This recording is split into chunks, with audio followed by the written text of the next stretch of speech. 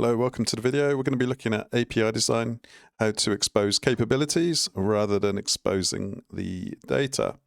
Enjoy the video.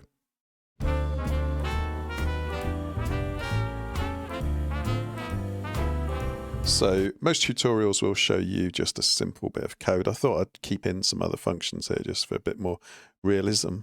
So we've got Struct, Gradebook, and then we've got the import with the methods for it. So the one on the left is the bad API design. We're using HashMap, string, a vec, a view32, the key and the value. Now, the function is deliberately bad. So the function called students, and you can see it takes the struct, an instance of the struct, and it returns a HashMap, a reference to a HashMap with a string and the vec of view32s. It returns all students, which is not really what you want. But when you call that function, so for name grades in book.students, print name and grades. So if you look at the terminal down here, we've got all students, Alice and Bob. So it's actually printed their name and the grade for all of the students. Now that's exposing all of the data. Let's look across at the right hand side. So the difference is we're not using a HashMap anymore. We're using a struct, which is a vec of student, and student is a struct which we've built specifically for it, which has got name and then grades, and the grades is a vec of view32. So we've not lost any ability, but what we have gained is the ability here to write a function. So instead of a function called students, we've got a function called student names, and it returns, this is the key part, so line 42 on the right hand side, this bit here. So it returns anything which can implement impl. Sorry, the mouse is skipping there. Anything which can implement the iterator where the item, we can configure that, equals a reference to a string slice.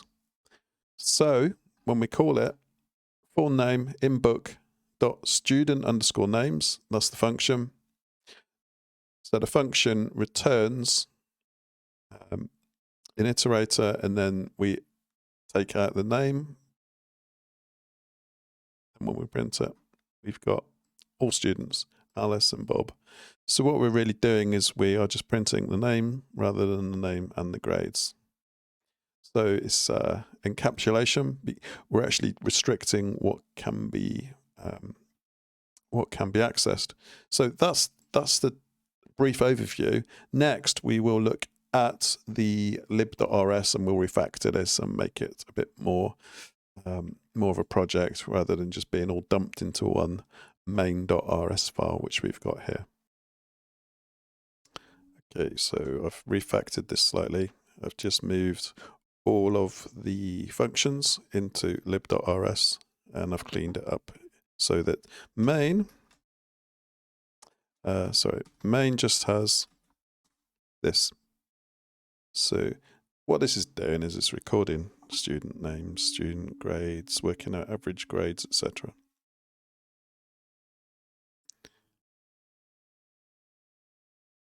And that's the lib.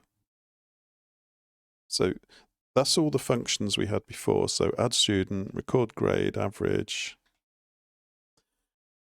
Then since we stopped using the HashMap, we are now picking out student names, but then we need the student grades separate function. So let's write that here. So it'll be a public.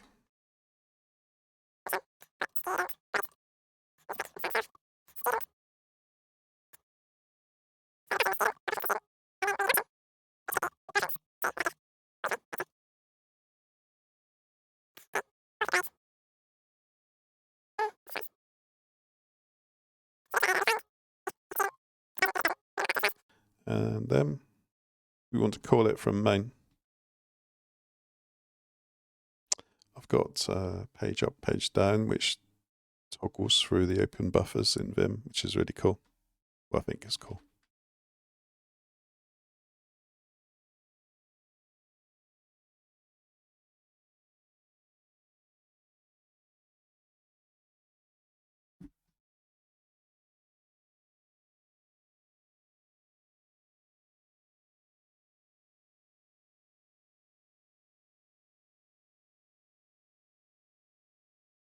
We just need to call that student, or not call it, but we need to call student grades.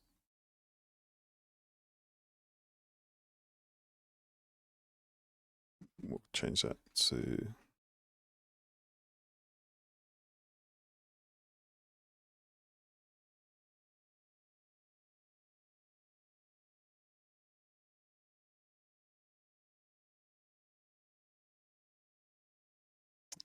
the good old doesn't implement.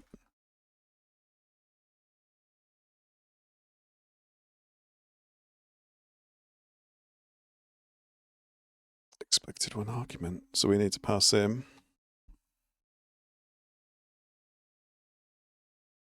let's do Alice because we'll get multiple.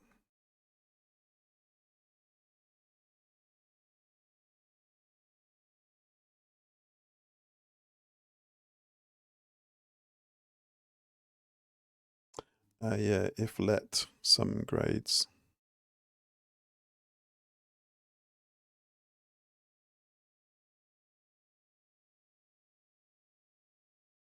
If let some grades equal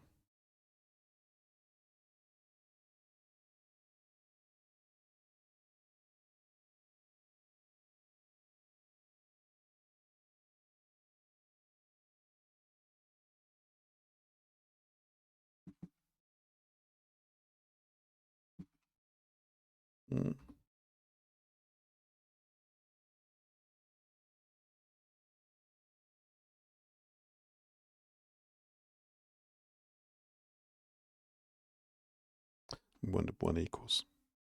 Okay, so we've got the all students, and then if let grades equals, so just put something sensible in there. So Alice's grades were 95. So that's actually abstracted the, that actually means that we no longer retrieve all of the hash map or give the end user. So if the end user was able to use get mute, you know the one I mean, get mute, they could potentially modify data, which you don't want them doing.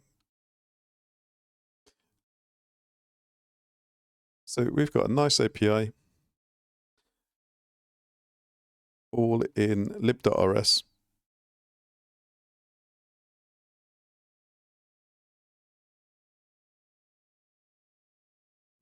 And we can call it from main, and it doesn't modify any data, and it doesn't expose too much data. And the data, the grades can't be mutated. So that is the end of this video. Hopefully it's given you something interesting to think about or to practice. Just watching these videos is fairly passive, and you're not going to really record it into your brain or engrave it into your brain. And even I prepare these videos, but you should just saw them bits of it I leave out because I thrive on the pressure of live coding, even though the typing's not that fast. But thank you for watching. Thumbs up.